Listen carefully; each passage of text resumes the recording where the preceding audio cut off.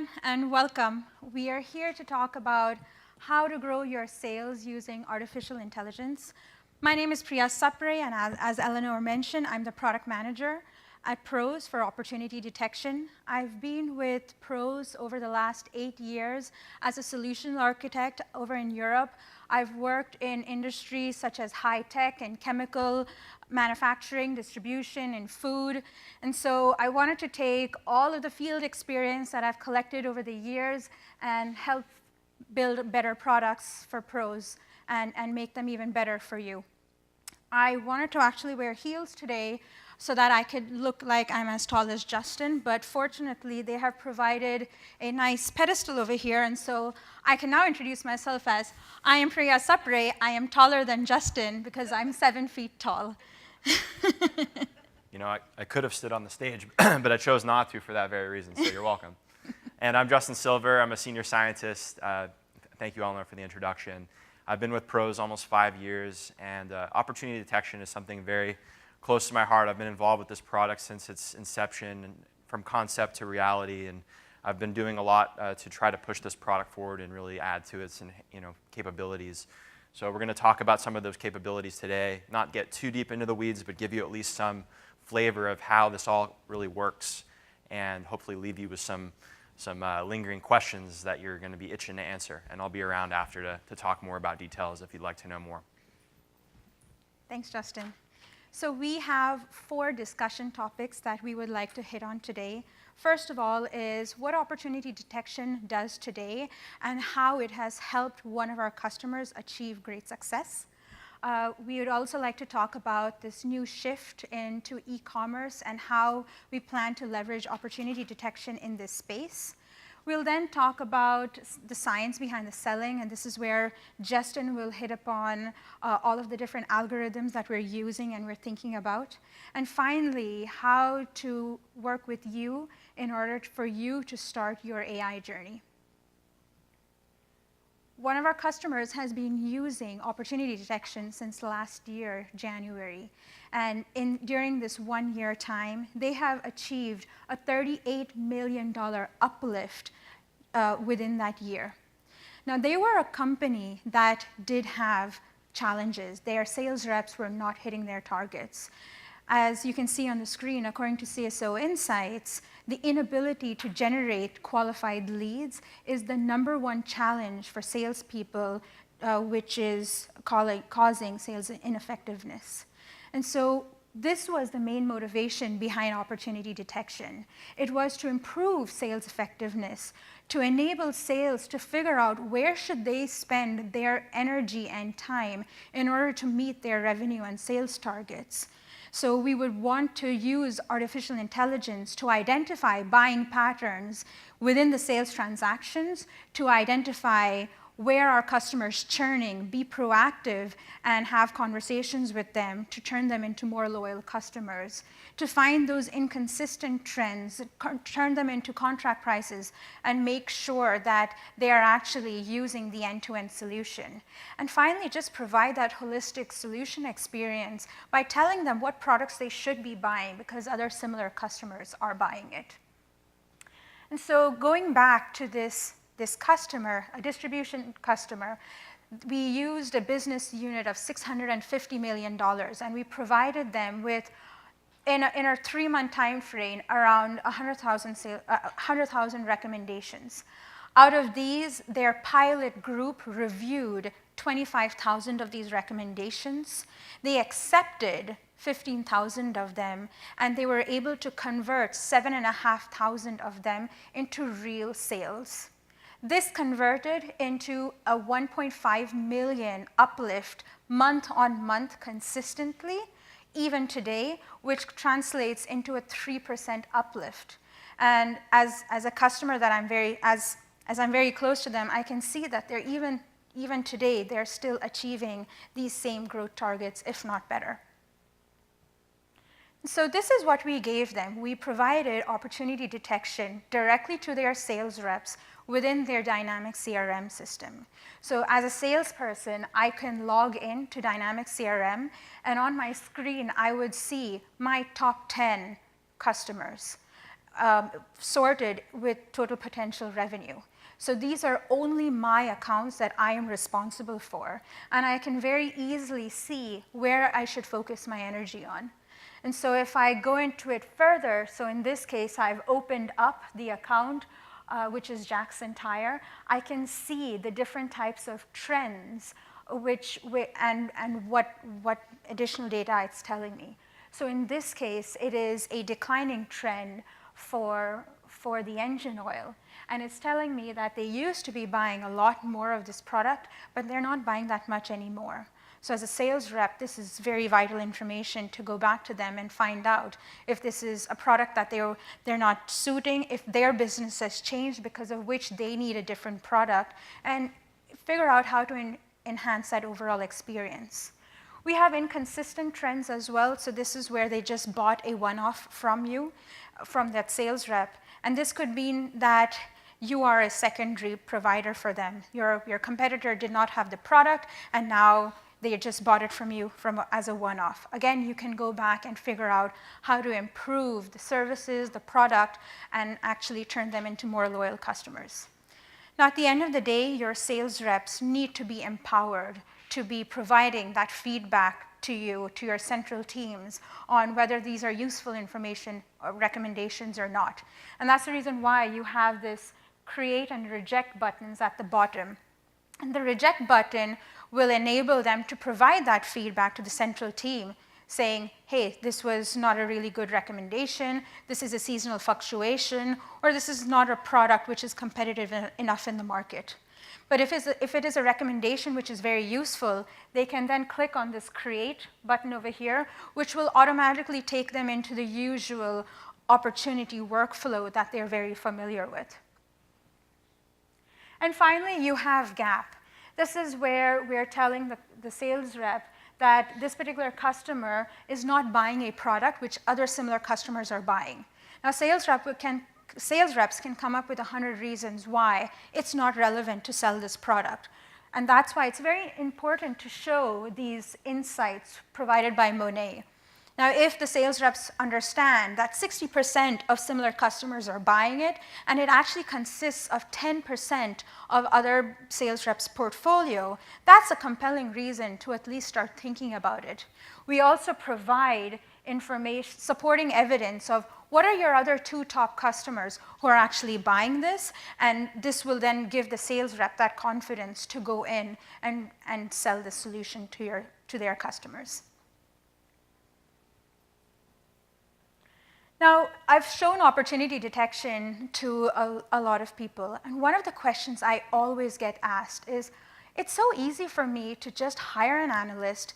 They can actually just go through all of my trends and show this to me. Why do I need artificial intelligence to do this? And so I just want to spend a few minutes to talk about that. This is a very scalable solution. So if you're doing this manually, you'd only use your top 10 customers, your top 100 customers, your top areas within your portfolio. You would not be doing your entire portfolio. Whereas over here, we're going to be doing this for all of your 300,000 products, all of your 300,000 customers, and providing you actionable insights for each one of these customers. This is also very actionable. So if this is done manually, you would generally tend to do this at a higher level, at a region level or at a zone level. But when you provide this insight at a zone level to a sales rep, again, they're not going to know, okay, so out of my 1,000 customers, which of these customers should I really focus on within this zone to upsell this particular product? And so we're providing actionable recommendations down at the account and product level so that the sales reps know exactly who they should be talking to. Finally, we talk about we are going to be able to prioritize it. This is going to be on the estimated total potential revenue for each of the recommendations that we come up with. That immediate feedback is also extremely important for them to be able to provide that feedback not only to your central sales team of what is working for them and what is not, but also, more importantly, to improve the overall algorithm. I can definitely see for our existing customers that as they use it, the number of rejections are going down, the number of acceptances are going up, which means that the algorithm is getting better for them. Now, opportunity detection was originally built for the direct sales channels within the CRM. But we know that there's this emerging e-commerce channel, which is also very important for your business. And we know that this is because of the emergence of millennials, which consist of 50% of the overall workforce today. We know that most of them prefer to do all of their research online before they're even ready to speak to a sales rep. And that's the reason why putting together an e-commerce channel and an e-commerce experience is very important. Now, if they knew exactly what they were looking for, it's easy. They just use their search, and they're going to find the product that they need. But in the B2B space, that's never going to be the case. They kind of know what they want, but they're never going to know the product ID or the exact SKU. And so they're going to be relying on smart searches, leveraging natural language processing, and in addition to that, the recommendations and the trending products. So if, for example, if you go into Amazon and you're looking for, I have a baby who's 8 months old and she's currently teething. I don't know what teething products there are in the market, and so I just search for itchy gums, and I'm going to get 100 products, or not even 100, 10 products, which are going to be useful for my baby, and also other recommendations of similar customers buying similar solutions. This is what we need in the B2B space. We need better recommendations, very targeted recommendations. Amazon is able to gain 35% of their revenue just from smart recommendations. If you go onto any B2B site, even today, you can see that they already have similar customers bought. But if they're not targeted, they're not going to be useful for your customers. And that's the reason why making them targeted, personalized recommendations is important. And this is where I want to talk about this overall death of the product catalog. If you go into e-commerce sites today from the B2B space, you're going to see the first page is going to be about your catalog and all of your offerings, which is great because it gives you an overview of what you have to offer, but no one browses by catalog. If you go onto Amazon and say, I want to buy a toothbrush, and then you start clicking through the catalog, you cannot even begin to think about, so should I go into healthcare? Should I go into household? You don't even know what is the categorization of it anymore, and you're always just going to hit the search button instead. And that's exactly the experience that people are going to be looking for on your e-commerce channels as well. And that's the reason why we need this targeted, personalized buying experience. So imagine instead that your distributor logs into your e-commerce portal and they're able to see top recommendations for you. You bought this in the past, and so would you like to buy this again? Or these are your top 10 trending products by similar customers. So this is how you can plant seeds into your distributors or your customers' heads of what they should be thinking about next. Not only can they use the search capability to find solutions, but these are also the other solutions that similar customers are buying. Now, when your customer is actually searching through your e-commerce site, there are 3 typical outcomes. One is that they're going to purchase the product, great. The second is that they're going to abandon the cart, and also they're going to look for some sort of human contact to validate the solution that they're looking for. The reality is that 70% of buyers abandon their carts.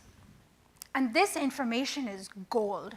This is information where your customer wanted to buy something, and instead, they're either going onto your competitor's website, or they're kind of still figuring out, how do I buy this? And this is why it's so important for your sales reps to be aware of your entire sales complete buying journey, your customer's buying journey.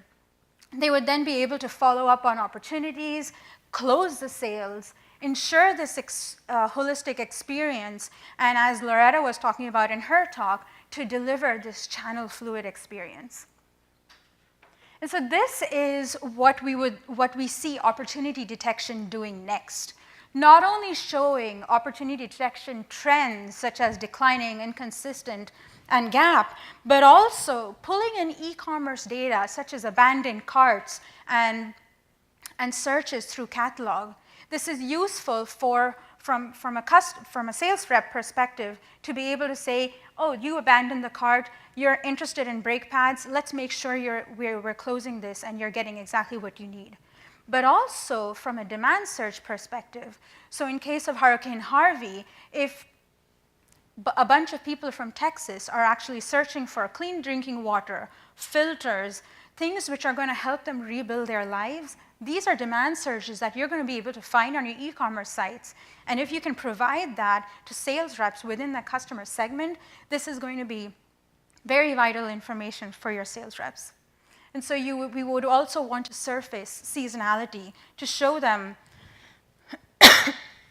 excuse me, we would be able to show them items that they should be buying at the right time. And that's what Justin's going to talk about next. This is the new era of selling, where you want to be able to leverage the strengths of each of your selling channels. And instead of competing with each other, e-commerce and direct sales should be complementing each other. You use direct sales in order to penetrate broader markets and find new customers. And then you leverage your direct sales to convert these leads into more loyal customers and to also help the customers build more holistic solutions. Now, you all know that all of these insights which are provided and opportunity detection is provided by Monet. But we also know that our sales reps are on the go. And when they're on the go, when they want to access opportunities via the mobile phone, they are in a different mindset. They are looking for something very precise. And that's the reason why we want them to be able to interact with Monet on the go. So by texting or by voice, to be able to get sales insights really quickly, such as, what are my top recommendations in the Chicago area? Or if my customer is buying ham, what else should they be buying? Can I have some water, please?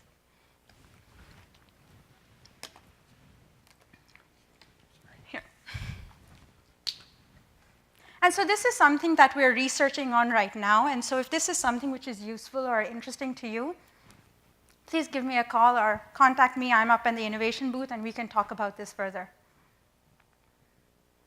And with that, I'm going to actually hand it over to Justin, and he's going to talk about the next innovations. Thank you, Priya. I will not stand on the stage because I will not be looking down like that. That is not okay. How you guys doing this morning? Glad to have you all with us today, and I would love to take you a little bit into some of the science behind some of the functionality that we've been talking about in opportunity detection. As far as functionality that we have already, but also as far as innovations that we're thinking about and working on already today. So overall, when we talk about opportunity detection, this is really the premise behind what we're talking about. It's surfacing up these insights to sales reps about buying patterns, opportunities that they may not have found otherwise, that they can then prioritize. And as Priya mentioned, currently we can display it in the CRM, but there are also other mechanisms that we can deliver these insights to sales reps. But ultimately, it's to give them ideas about where are they missing opportunities, where could they be selling more, selling other products. These are the primary types. So we have declining trends. And I think the pictures pretty much do justice to what these things are. So declining is essentially it's churn. You're looking at scenarios where for a particular account buying a particular product, you're actually seeing that there's decline over time. So the declining algorithm will detect that and then surface that as a declining opportunity. And they would then enable the salesperson to take the appropriate action on that opportunity. Inconsistent buying, as Priya mentioned, this is really spikes in buying behavior. So this is more like outlier detection. And it's looking for cases where you'll see just unusually large purchases relative to the remainder of the time periods. Again, for a particular account, buying a product. So it's at an account-product combination level that we're detecting these patterns. So that's declining and consistent. And the final one is gap. So again, it's a gap in that customer or that account's product portfolio. This is a product that account has not purchased in the past, but based on the behavior of similar customers, and I'll talk about what I mean by similar customers because we also have a method in determining that as well. But given that set of similar customers, what are the products that those similar customers are buying that this particular account is not? and it's filling the gap. So unfortunately, I don't have the time to cover all the details of every bit of these patterns, so I'll focus mainly on the gap. But before I do that, I wanted to talk about a couple of other types of patterns that we're actually detecting. Even though we're not right now surfacing these as opportunities, there are other pattern detection algorithms happening under or behind the scenes to uncover other types of behaviors. So I'll talk about a couple of those. Those are being the seasonal and sparse purchase behaviors. So ultimately, first off with seasonality. Okay, so this is actually something we currently do in the product, is detecting seasonality. So you might look at this picture, and this is a very simple case, where you look at this picture of behavior. This is a particular account buying a product over time. This is the last 4 quarters of data that you have. So you'll look at this and you say, oh, clearly there's decline happening. But the question is that decline, or is that really expected? So if you lay on top the behavior from the previous year, you'll notice that pattern is actually replicated, really, not just in sort of the trend, but also in the scale, right? The amount that's being bought in the first quarter of the year relative to the second quarter, et cetera. It's really a repeatable behavior. So this is not something that we would want to show to the salesperson as declining, because in fact, it's expected buying behavior based on the trends that we've detected. So seasonality, right? It could be seasonality. Maybe this isn't what you typically think of when you think of seasonality. Maybe you think of more extreme cases of, oh, well, they only buy in a couple of months out of the year. So when we talk about some of the enhancements to seasonality, like, for example, seasonal businesses. So if you have a ski lodge, right, they're only going to be open, typically it's the months of, say, November through March. And so opportunities don't really make sense for them in other time periods. You may want to give them a little bit of a leeway, so start showing opportunities, say, in October, and then maybe go through April or something to maybe they can stock up for the next season. But to show them over the summer, here you have an opportunity to sell this product, it doesn't really make sense for a ski lodge. So those are the kinds of cases that we're working on, and we've already developed the logic to incorporate and to be able to surface that as an additional insight. So here's a recommendation for that ski lodge at the appropriate time. Make sure the timing of that recommendation is right. So there's kind of nuances to that that we had kind of uncovered through the implementation of this product, and it's enabled us to really advance with what we're doing. But when I talk about this type of pattern with seasonality, it's really not just seasonality. It's really consistent behavior. So even if you saw across the board that there was just a consistency there, that they were buying really almost the same amount in each time period, whether it's monthly or quarterly, and typically we're doing this at a monthly or quarterly level of analysis. But if you saw that repeatable behavior, regardless of whether it was that trend or a different trend, you might want to use that too. And what you might want to use that for is to be able to understand when's the right time to show a recommendation for that product. And so when we talk about, Priya was mentioning e-commerce, it may make sense for when you have a particular account that's likely to buy a certain product and knowing when that time is arriving to start showing it when that time's arriving. So that's another application of this type of pattern detection. So demand surges. So Priya hinted at this a little bit earlier. This is another area where we're heavily innovating to trying to detect these demand surges, and some of the functionality that we have already supports doing this. So for one, it's really figuring out where are you identifying these demand surges? What sources of data are you using to do it? Now, historical transaction data, that's certainly a given, and that's something we do already with the product today, is finding these predictable patterns that I was just talking about, that consistent buying behavior, the seasonal repeatable behavior that we can observe in data. And of course, we would have to have enough data to be able to detect that. But given that we've done that, we can start surfacing that information. But there's also other ways that we can gather information about demand surges. So another area is this idea of user feedback. Priya was showing you on that screenshot where a user, when presented with an opportunity, can choose either to create an opportunity or to reject it and provide a reason for why it's not valid. Now that action, as I'll talk a little bit more about later, provides feedback to the system and tells the system, okay, in fact, this actual recommendation isn't a good one or isn't relevant now, but it might be relevant at a later time. And you can also aggregate up that feedback from different sales users for particular products to understand overall trends. So if a lot of sales reps, for example, are accepting opportunities for chicken, Well, you might see that there's an opportunity to kind of push up the priority of chicken opportunities for the rest of the sales reps because clearly there's some sort of need for that or some demand for that. Now, another case is in e-commerce, right? So it's not just about a sales user providing feedback via CRM or some other mechanism, but e-commerce, where you have a customer that's actually providing feedback via preferences. So sometimes when you go on websites and you see they show you products, you can either click the little heart button at the bottom, or there's a thumbs up or a thumbs down to provide feedback, right? So all that information is being collected and tracked, and it's used to improve the recommendations over time. Also, it's about what you're clicking on. It's about what you're adding to your cart. What items were you shown, and then what did you actually end up buying at the end?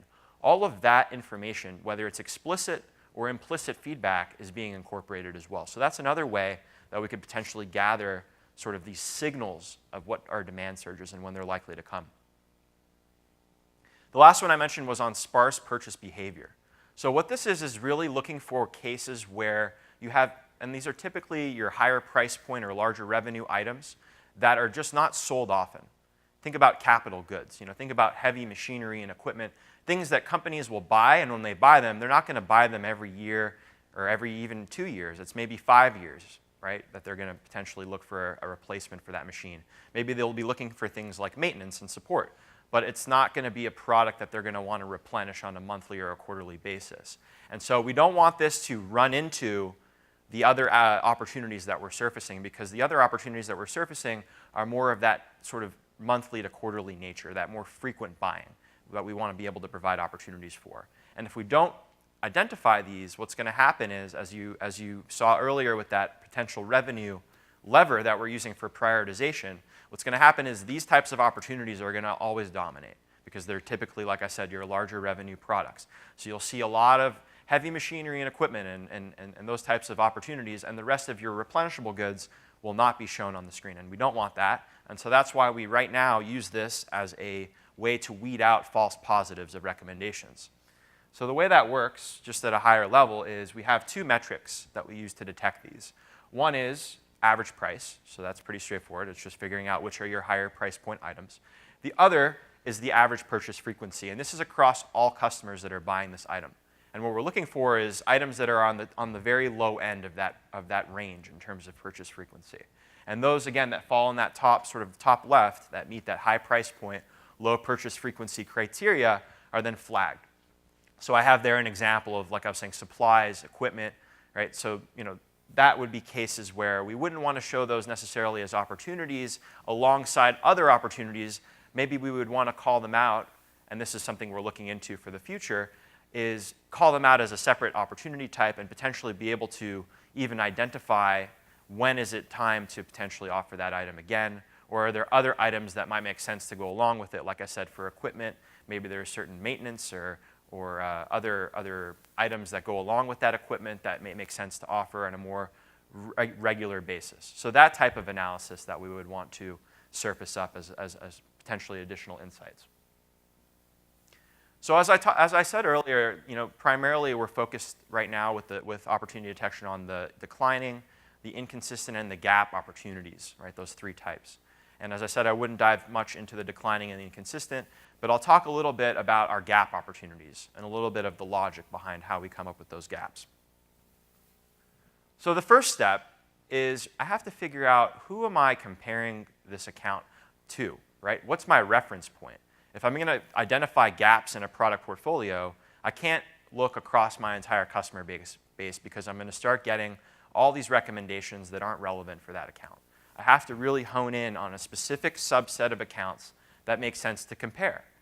And so when you think about it, it's not necessarily clear when you're solving that problem. So the problem that I'm solving is, what customers should I put together that are likely to buy similar types of products? So that problem, to get a little bit more on the technical side, falls into a class of machine learning that we call unsupervised learning. And it's unsupervised learning because we don't have some sort of a target variable in that case. So just to give you another example, so something that would have a target variable would be like a pricing model, like a pricing segmentation, for example, which I think is something we may have familiarity with. So in a pricing segmentation, you're trying to predict some sort of a pricing metric. Maybe it's margin percent, maybe it's a discount. But that's your objective. That's what you're trying to predict. And then you'll use variables, other variables like customer size and geography to try to predict that pricing variable. So that's what we call supervised. We have something to predict. We have a label. We have something to target. Here, in this problem, we don't. All we have are characteristics of customers. And if we're lucky, that's what we have. We don't always have that. But what if we just have data about what the customers are buying? What can we do? Well, we can use this technique of unsupervised learning and clustering to be able to group together these customers based on how much of each product that they're buying. And then we'll essentially get an indication of similar product portfolios via that method. So another point that I'll make is that it's not just that we can use that clustering technique. We have the ability to bring in other more business-driven constraints on this account peer group analysis. And so what we can do as a simple example is we can use a customer classification. And we've done this for a number of customers where we use an industry code like an SIC or a NAICS code to be able to classify your customers according to that code initially. Again, depending on availability of data, and we don't want to get too granular because in some cases you may get too sparse in the data. But if we have a good breakdown of customers based on that classification, we can start there. So let's just say we have 3 groups from that: restaurants, schools, and hotels. Now that's a good starting point, but you might be thinking, well, that's still pretty high level. If I use restaurants for an account peer group and I look for gaps, well, then I'm going to start offering tortillas to the seafood restaurant, and I'm going to start offering salsa to the Chinese restaurant, right? There's things like that that are going to come up that just don't make sense. And so how do I get more specific from that? Well, that's where the clustering, the unsupervised learning method will come in and see more specifically what types of products. So if it's a seafood restaurant, is it high-end or is it fast food? And that'll tell me, are they buying frozen or are they buying fresh? Right? So it's going to get more specific. So I apply clustering, and then I can get these more granular groupings. And that's going to really drive the quality of the recommendations that come out at the end. Because this is the foundation. This is that set of customers or accounts that I'm going to compare to. So that way, all the fast food, seafood restaurants are grouped together, hopefully, to some level of accuracy. And then I maybe have a separate group for the higher end ones. That's the idea behind this technique. So that higher level division of that classification is not required for the algorithm, but it does help guide things in a certain way because it doesn't necessarily know about this is a Mexican restaurant, this is a Chinese restaurant, unless you explicitly tell it that. But you may not always have that attribute data available, and we want to be able to provide you recommendations with the minimal amount of data possible, and that's what this does. So once we've established these are your account peer groups, these are the accounts that you want to compare and have as a reference point, we can start looking for those gaps that I was talking about. Okay? So the first step in that is something that we call connection, and it's pretty simple. It's how are these products connected? So here's an example. So within an account peer group, I have some accounts that are buying ham. All right, 20 of them are. Now, given that they're buying ham, what other products are they buying? All right, some of them are buying bread, 19 of them. Some of them are buying wine. Some of them are buying pencils. But you'll see on the counts, right, 19 are buying bread, 15 are buying wine, and only 2 are buying pencils. The ham and pencils example always throws people off because it's like, why would I ever buy pencils and like, what does that do? Anyway, so the point is that based on just this connection alone, just on this particular analysis, we're going to eliminate or sort of downweight the opportunity for pencils because clearly there's not a strong connection between ham and pencils, but there is between bread and wine. Now, a lot of these types of cross-sell recommender systems that you see out there, and Priya was saying, like similar customers are buying these items, right? That's cross-sell. That's what this is precisely what we're doing here. A lot of those kind of stop right there, just at the connection, right? Is there a connection between these items?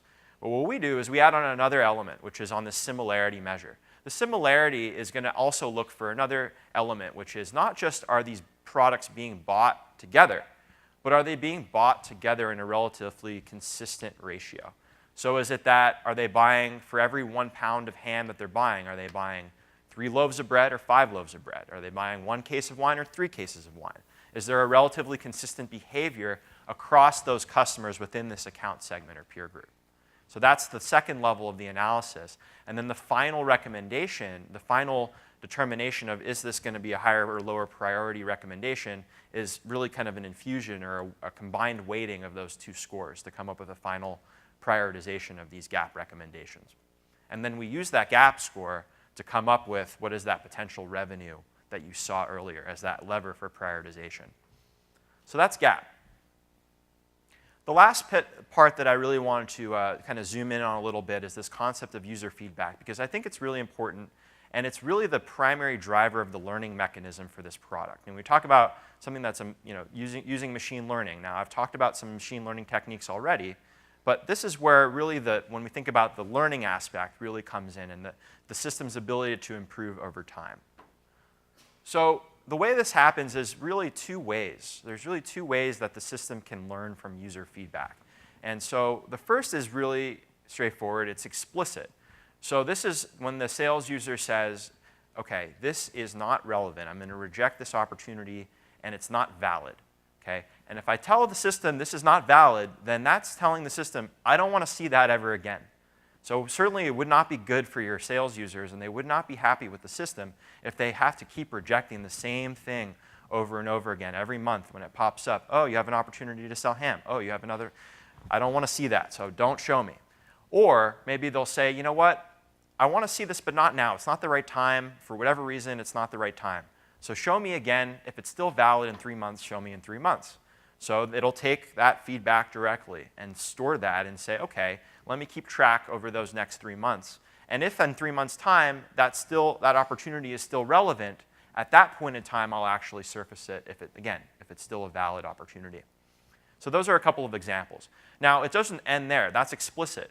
What you can also do, which we also do, is take all of those explicit actions from the users and try to learn patterns in them. So that's what we call inferred or implicit feedback.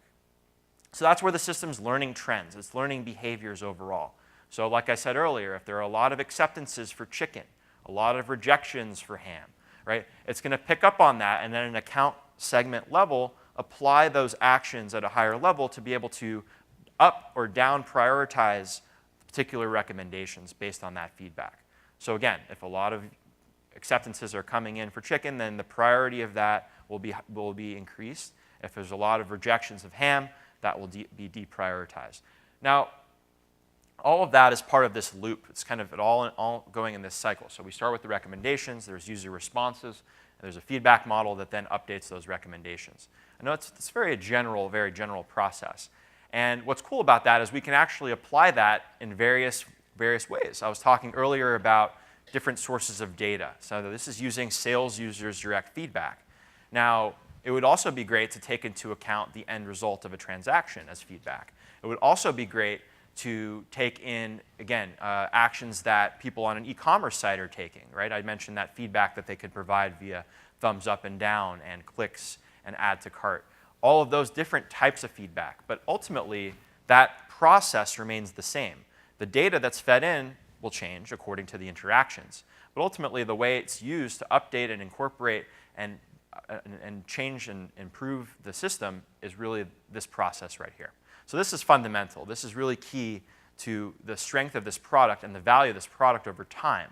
And as Priya mentioned, as we've seen with the customers that have been using this, they'll see that there are less recommendations that they're rejecting, more that they're accepting over time. And that's really because the system's listening to them and is really learning about their behaviors.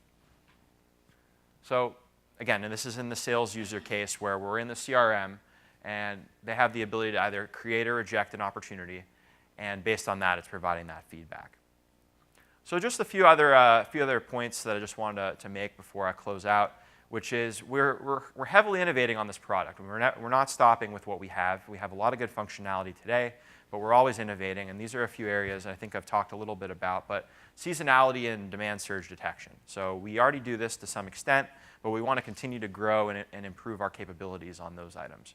Enhancing the sparsity detection. So we do have sparsity detection, but as I mentioned, right now, it's something that we don't surface as an insight. It's something that's being used to weed out any false positive recommendations. But we see potential to surface this in a meaningful way. Again, if we're able to, with some accuracy or hopefully good accuracy, predict the timing of these or understand what other products might go along with these sparsely purchased items, then we might want to do that. And finally, feedback to identify trends, right? So I mentioned that we're using sales user feedback to be able to surface up different trends, but using other data sources as we move more into the e-commerce space with this that will be able to leverage other types of data via that. So I'll now hand it back to Priya, who's going to tell us how we can put all of this together and really start our journey with opportunity detection. Thank you, Justin.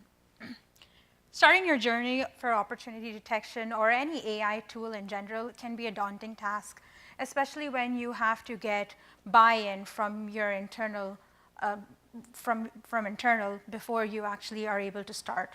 And so we highly recommend or encourage our customers to first define what the business objective is, to identify exactly what is the problem that they're trying to solve, and make sure that it is aligning with the overall strategy of your company. And that's definitely going to help you get more buy-in internally from your people. The second thing is start small and simple. We don't have to boil the ocean the first time itself. We can start off with a small pilot and make sure that it is successful first before you start expanding out. And this is the reason why, if in the case of opportunity detection, you can be up and running in the first 30 days itself. Make sure that you find a pilot group that really is excited about using a different technology and is going to be able to provide that feedback to you. And finally, define your measurement of success. What is your definition of success? Is it to make sure that your sales reps are liking the recommendation? Is it for them to just be able to log into your CRM and see it over there? What is your measurement of success? Start measuring that. And then finally, once you are able to measure your definition of success, you're able to learn the power of opportunity detection and how much more you can do out of that. You take these learnings and you're able to then expand it to additional divisions in your company. And this is how you can repeat this process over time. So start small and expand over more divisions, and that's going to be an easier way to get through it. And so as a product manager, one of the most, the biggest sense of an achievement for a product manager is to be able to see their customers successful in using your products. I'm very, very passionate, and as you can see, Justin is too, about making sure that our customers are getting the most out of our AI products. And so we really look forward to working with you, starting out your AI journey, and working with you and using opportunity detection. Thank you. Thank you. Thank you very much. Okay, I do have a couple of questions. How does opportunity detection provide recommendations for new accounts? Sure. So for new accounts, certainly you would only, at this point, have gap recommendations. It wouldn't make sense to offer any decline or inconsistent because you don't have transactional history on those accounts. But what you could do is, and particularly this would be helpful if you had that higher level customer classification that I was talking about, you could use that as an initial starting point. So using that SIC or industry code, right, as an initial division of that customer. And once you start observing actual buying behavior of certain products, you can get more specific about what account peer group that they would really belong to at a lower level of detail. And then the recommendations could start getting more tailored. But initially, it would give you a good point to start. You could also start with trending products overall and be able to surface those as recommendations. Thank you. How does it work if you don't have a CRM, opportunity detection?